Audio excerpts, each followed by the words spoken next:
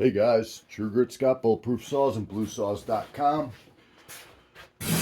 We just made the 5th video and it's been about 2 hours. Had a couple of customers swing by and now we're back over to this. I had it on pressure for about 2 hours. It dropped down during the 2 hours from 8 to 7. And when I came back, it was at just a little bit above 7. So I lost 3/4 to 7/8 of a pound, but over the course of 2 hours, we crushed any pressure test, and I think it would probably have held at 6 or 7 even overnight. I pumped it up, or I released the pressure, pumped it up for vacuum, and it's been on vacuum for maybe 10 minutes. It was at 8. It's still on 8 for 10, and again, 10 minutes, you crushed your leak down, so we've passed leak down. What I'm gonna, if I can pull that off of there, get her buttoned up, and then what I think we could do is we'll throw in the oiler. You guys gotta tell me if you want a chain brake video.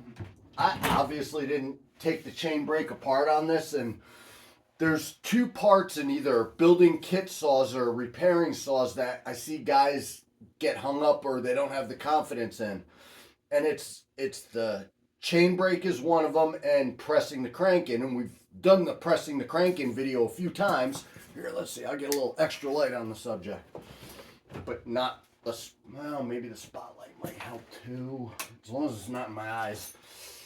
But so we've done the pressing the crank in videos, and we've done a seal video. Those are some of the hard parts. The chain brake's not that bad. There's a couple little tricks that I do, and you know, I made a tool to make it a little bit easier just to get the spring over, and even that's not rocket science, and I actually think I know a better way to do it with a little piece of pipe might actually be easier than my, you know, forged screwdriver trick. So if you want a brake video, I'll do a brake video on one of the next builds. But we'll start buttoning this up, pull off the seal up stuff. I guess I should have been doing this while I was talking, fellas. I was thinking about how I don't like this flathead here on this intake boot. And the only thing I'm going to tell you about that flathead being on the intake clamp, I guess that's handy if it was a little loose in the field, because you could get your scrunch on it maybe, as long as it was in an area where you could actually get your scrunch on it. So I guess in Stihl's defense, maybe there was a reason to do it that way with a flathead. One less tool. You might not have a Phillips head or something else out in the field. Boy, I got a dog down here harassing me because he wants to go for a cruise. All right, let's see. Where did I leave that? There it is. All right, we'll buzz you off with this, get everything out of the way, and go from there.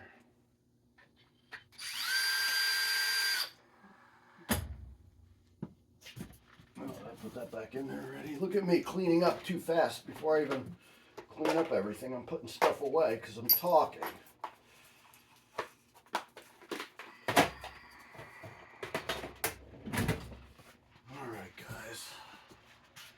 Let's see, we're going to have to remember to tighten down this flywheel too at some point, and that's easy to forget. Oil pump's not a big deal. I think you guys all know it. One of the things that you need to check, if you have a saw that's leaking a lot of oil, you could build up pressure in a tank and it'll come out the vent and different things like that. And I think everybody with a chainsaw has a few and probably more leak than don't leak, for different reasons. You come out from the cold into and you bring it into a warm garage or something, you know, that heats it up and it wants to leak. But another thing that can happen is the way the tube is for the oil pickup, it's actually, what would you call it, a bushing, a washer built into it that the oil pump seals up against. And sometimes that could get dry rotted or break, or maybe he's missing for whatever reason. I don't know how that goes missing when it's behind the oil pump, but it does. Let's see, where's our little O-ring for this guy?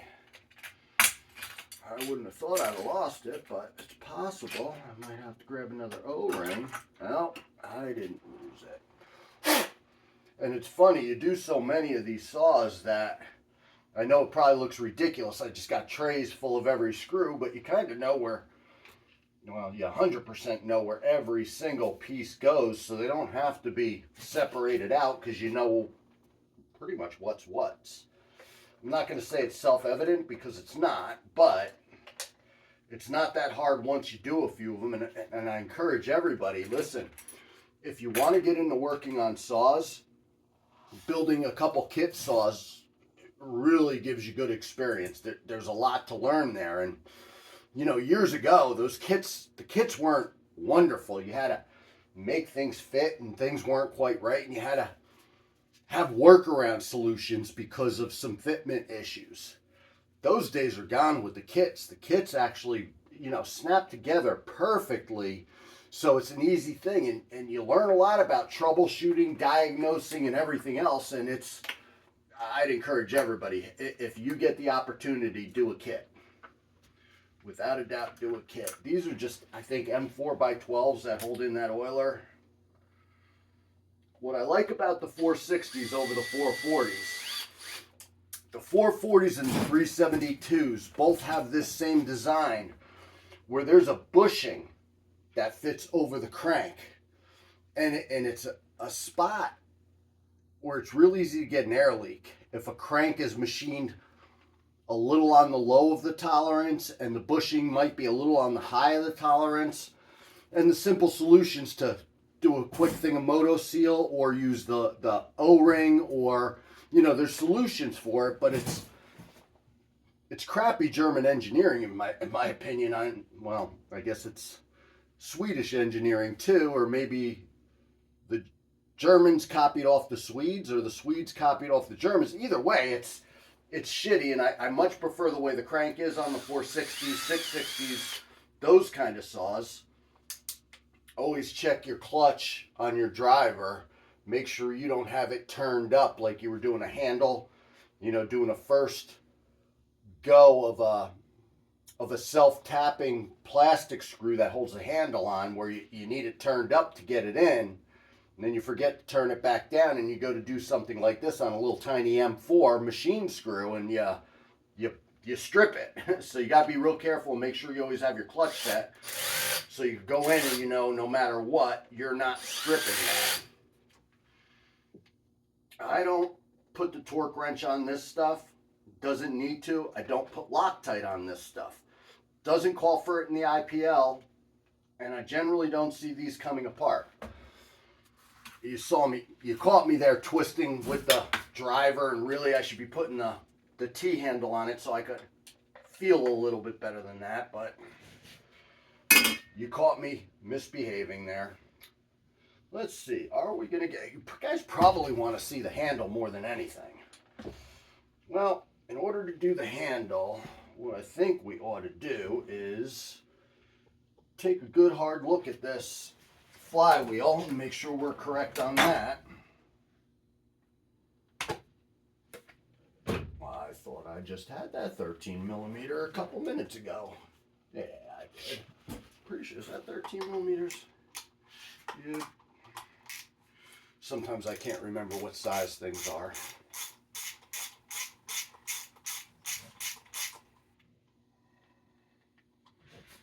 Alright, let's pull you off of here. Oh, you're on there better than I thought. I didn't have that tightened down, guys. Alright, there we go. Key. There's a key. Oh. Let's get rid of our spark plug. I'll just put the flywheel back on. A lot of the times, I'll make sure that keyway's facing up, so when I put the flywheel on, it doesn't go missing. It's just easier for me. Not that it really matters, and not that I really had to do that. So we're just wasting time here, guys. And even with the OEM flywheel and key, I have a little slop in it. So I'm not doing a timing advance on this saw. It's something I'll talk to the guy about. If he runs it for a month or two, say, hey, could you crank it up a little bit more? Yeah, we could crank it up a little bit more, and maybe do a timing advance. We're not going to go back in and port it because it's really a work saw, and not that you don't want a ported work saw. I'm not saying that. It's just let's get it rebuilt and running, and maybe go from there, which is kind of an odd thing. I don't know. Maybe I should have said, hey, you want to fully. I don't know. Maybe I just didn't think of it, guys. But we're going to get some performance out of this anyway, because we did set our squish, at 25 thousandths, which it could be tighter, but I didn't know we needed to go bleeding edge, so I think it'd be appropriate. Now, you have a choice here when you're doing flywheels, guys, and maybe I'm going to tell you to do as I say and not as I do. You got to be super careful tightening up a flywheel with an impact. I think I mentioned it in another video, and I got a bunch of these stupid DeWalt's, and then my Milwaukee's MIA that I kind of need, but I think this DeWalt's the one that doesn't go from no power to way too much power, and it would rip your crank in half. This one's the decent one, and I'll be careful with it, tightening up that flywheel. One of the things that you could do with that slop that I showed you in there is make sure that you have your flywheel forward in the slop. So you got this little bit of slop where it'll wiggle back and forth. If you wiggle it back, you're retarding the timing a little bit. And if you wiggle it forward, you're advancing the timing a little bit, or being more aggressive with the timing. And now I see guys do timing advances a few ways. The way that I personally like it, and my buddy Manny showed me this, and I don't know why I didn't think of it. I didn't do it that way. And the way he's been doing it is he opens up the slot in the flywheel. He doesn't mess with the key. Leave the key alone. Like you could sit there and shave your key in half and take 20 thousandths off your key. You could certainly do that, but you could also just open up the slot on the flywheel a little bit. And to me, I kind of like that way better. You could still go back if you want to. You don't have to have it fully advanced. The keys, and you guys probably all know this, the key's not there to really hold the flywheel. It's just a positioning mechanism. That's it on these. It's not like what would it be? Not a Woodruff key. What's the other key called? I can't even think of it. But there's some keys that actually do hold something on a shaft. These are not those keys. So it's just something to think about. I don't know. We'll turn this guy all the way down and we'll see if we can do this. And we'll do it gently. And if you have... Oh, wrong one.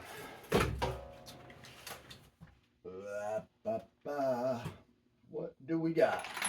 Maybe we got the right one. That's the problem when you take time in between doing something. All your tools go missing out of their spots where they should be. And I really want to find that Milwaukee driver because that's my favorite. And I don't like these DeWalt ones as much. So as long as you have that forward enough. Oh, I wonder if our battery's trashing. Oh, we got battery. Oh, that's right. That was on so low it couldn't even turn it.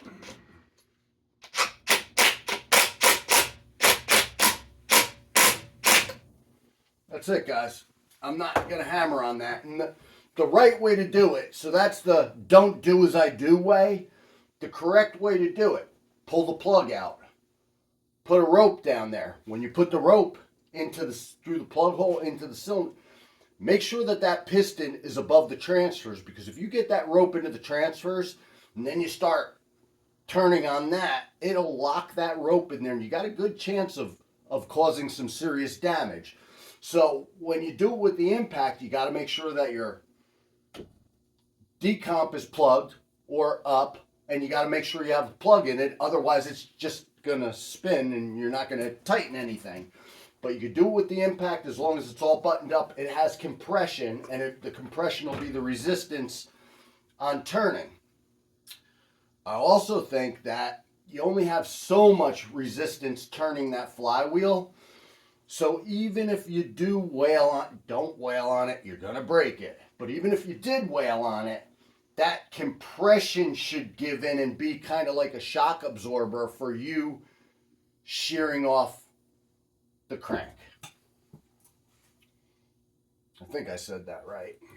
I'm going to pause you guys. I'm going to go find the handle. We're going to throw the intake boot on, handle, and then we have small time to do. And I'm probably going to give some thought to putting the rope down there and turning it by hand just so I can feel it, because that's not my Milwaukee impact that I have a really good feel for. Although that set on level 2 is usually good for me, and I might go back and do it the old-fashioned way too, and I probably should have just did that to begin with. I'm trying to be somewhat expedient in the video because I know I talk too much. I'm going to pause you. I'm going to find the handle and try to plan what we're doing for 2 seconds. Okay, guys, I found our handle. I think I got loosely organized. So the OEM handle was totally broken, you could probably see. Now, I have a lot of good feedback on these handles here. I really do. And I have some guys, you know, I don't know how to say this. Some guys are sticklers, and they'll take this handle and they'll remove some of the OEM parts from it. I did pull the OEM intake boot, OEM impulse, looked them over real good. They seemed good enough to use. I had to pull the ring, the intake boot ring, off the OEM handle, fit right on the aftermarket handle. Up until about 2 years ago, I had a lot of problems with the MCL, the master control lever on the 460s. Specifically, I didn't have the problem on the 440 handles. Don't know why, because they're not the exact same handle. This is obviously a little bit wider. The carb studs are a little bit longer. But the MCL, like, some of it is that exactly the same? I'd have to look now to make sure. But I didn't have the problem on the 440 handles. But I couldn't get these guys, you know, between choke and high idle. It didn't exist. And I had another aftermarket MCL. I had to put in every single one of them, and then it would work fine.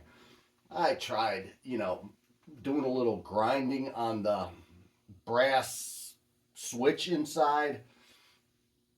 Tried greasing it, tried everything, and the only thing I had was an aftermarket solution. So I needed on an aftermarket handle, I needed a different aftermarket solution, or I think the OEM ones worked, but I had an aftermarket one that worked, didn't have a problem with. Since then, these handles have been fine. I don't have a problem with any of that stuff, so I'm not going to go nuts and swap it out. I don't think there's any reason to at this point. The fuel lines, I often go with the highway fuel lines, and I didn't pull it out on this because I haven't been having a problem. And one of the things is I do a lot of things because I've always done them. But over time, as farmer techs improved, like, you know, we have an ongoing debate on seals. And I don't know, but if I don't test some of this stuff, then I don't know. So I'm going to leave the fuel line in there and not put the highway fuel line in. So we'll see. Will I have a problem with it? I suspect I will not. So we'll go from there. But we got to put the handle on. But you know what it needs? And I wish the aftermarket, and if they have it, I just don't know of it, would come out with the little tank protector. Pulled that off the OEM handle. I like that a lot. You know, is it super important? Does it matter that much? No, but it's nice to have, and they made that for a reason, guys. That's another flathead wood screw that holds that in there, in case you were wondering. And we're cutting threads as we do it, which having to turn hard enough to cut threads on a flathead screw, I really wish it wasn't flathead. But I get it. If you had to do it with your scrunch, you could, because it's a flathead. But we'll get that tank protector back on there. Oh, I don't think I tightened up the intake boot. I threw it on there. I threw the ring on there, and I figured we'd be talking while I do this. And again, I make sure you could reach that. I don't put it on the bottom where you can't get to it once the handle's on. I put it here where you could actually weasel a screwdriver in there and tighten it up if you needed to. Because we're going to be doing another pressure test on this saw. We did one, it passed, so we knew that the cylinder gasket, the seals, the case gasket all passed pressure test. But I don't know if I tighten this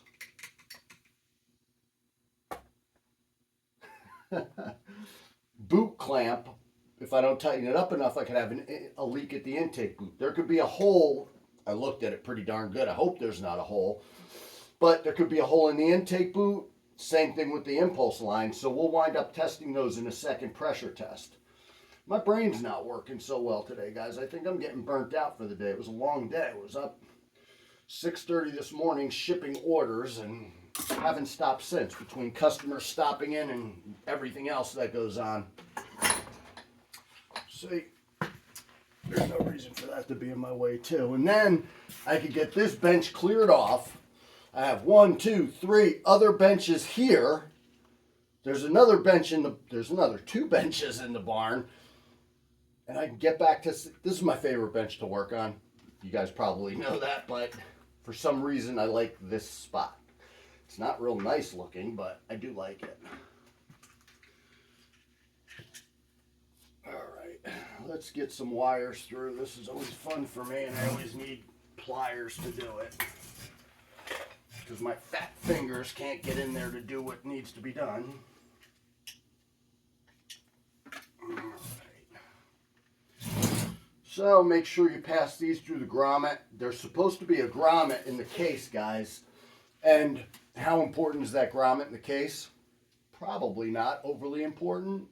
But if you had a sharp edge, and these are vibration machines, I could see your wires getting rubbed raw. So yeah, the grommet's pretty important. If you don't have it, it's not the end of the world. You can pop it in pretty easy.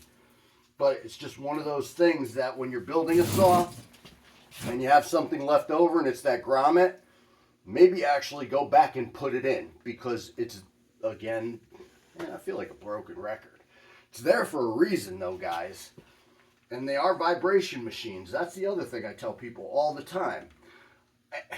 I have never gotten an OEM saw into the shop to work on that did not have a screw or 2 missing. And a lot of times they put some, whatever screw they could find in just to get through the job. And you got to check your screws on saws. Just every couple months you go through, you put a driver on everything, make sure it's where it's supposed to be, make sure it's snugged up the right way, torqued, whatever it has to be.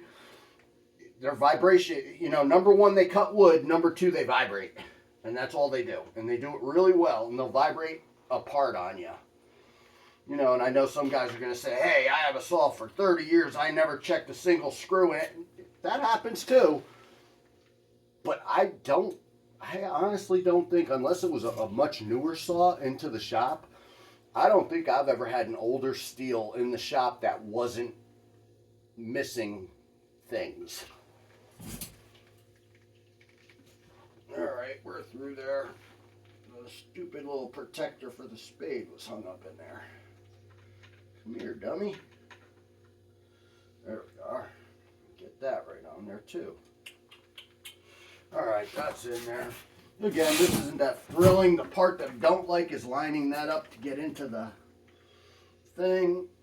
I've seen guys do wacky videos where they take a string, put it through the opening in the handle, tie it around the intake boot so they could pull the boot through, which I guess you could do it that way. It seems kind of crazy to me when I could just push it down with my finger and get it in there. And the only other thing I tell you before you get that handle pushed in, make sure you got your impulse line lined up with the hole.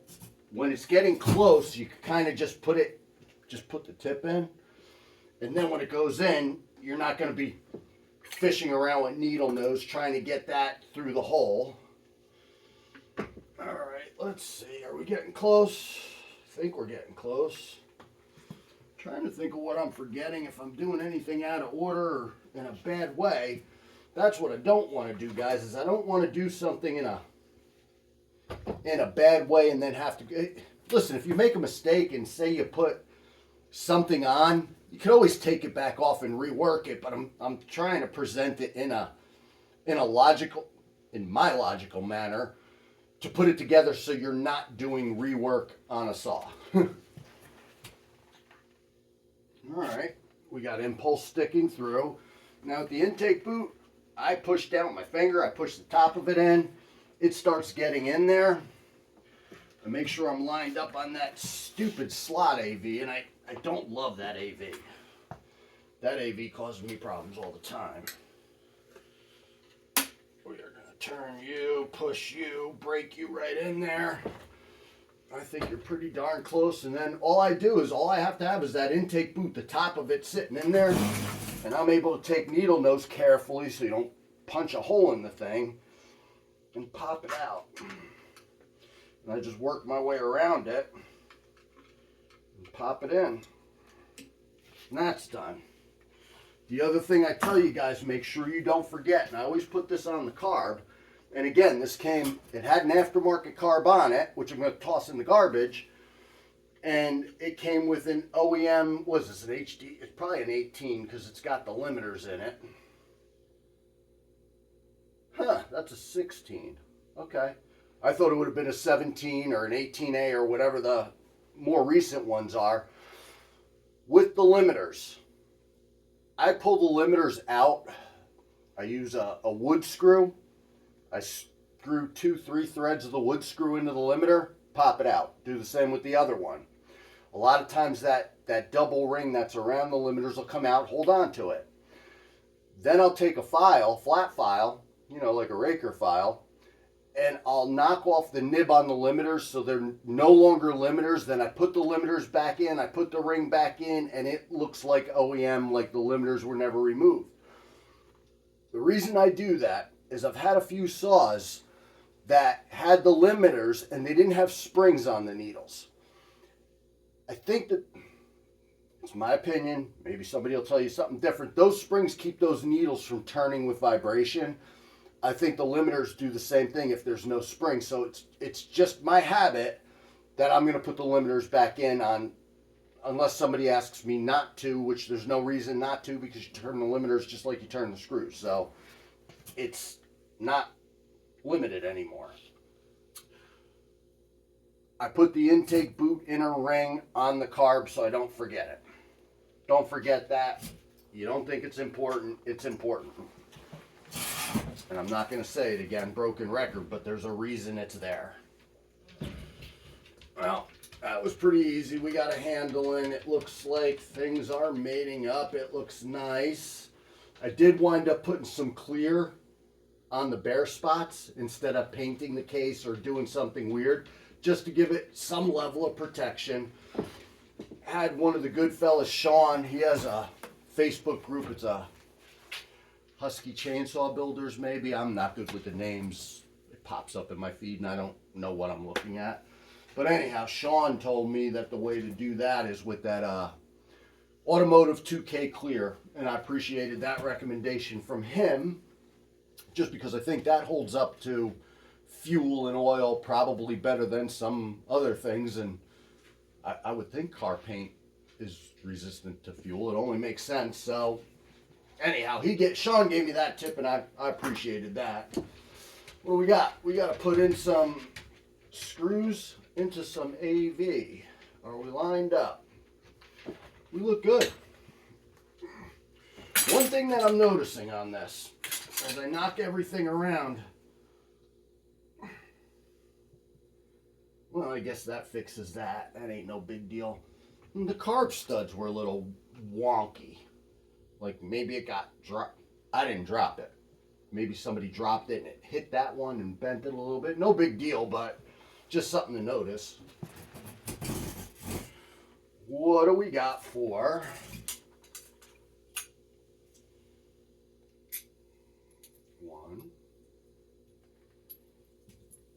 2, 3, 4.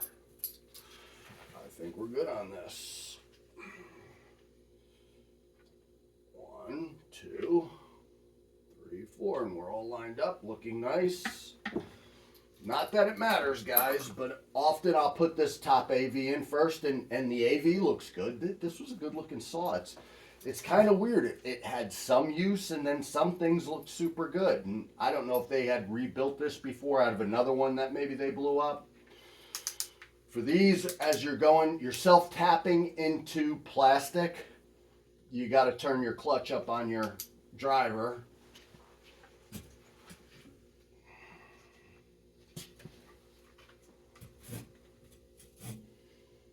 Make sure you're lined up.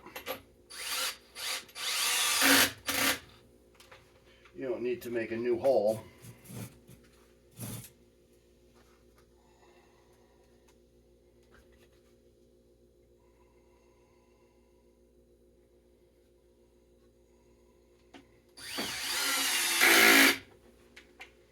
I'll tighten those up by hand, just because I could feel it a little better. That pig mat's got to go.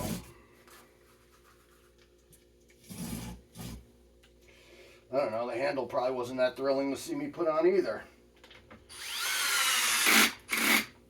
But if somebody's getting goofed up as they're doing it.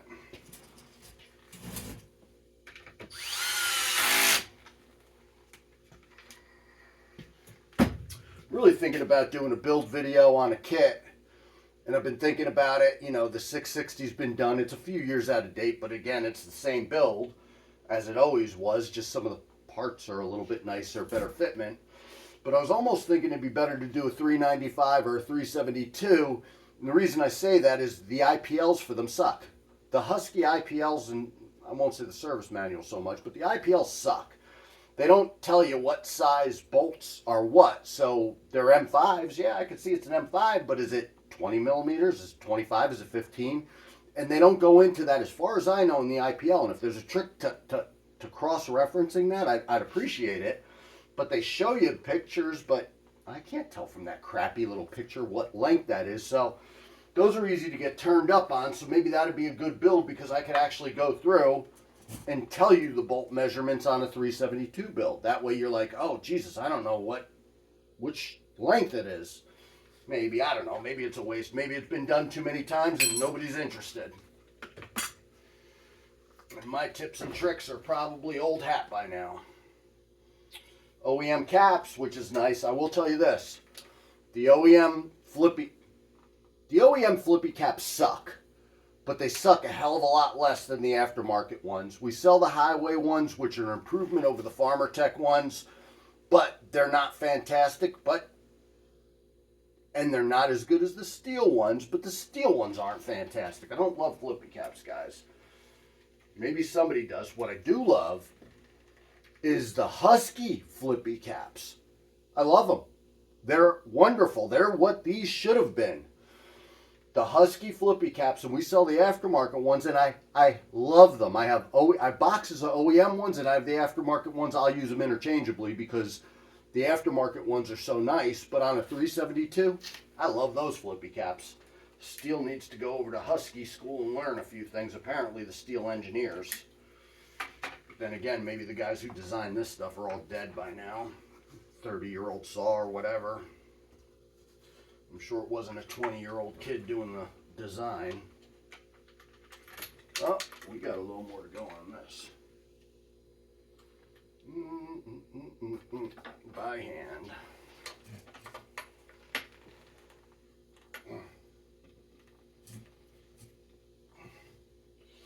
And this is where I like my Milwaukee driver too, because I know the right setting to buzz that 95% of the way in.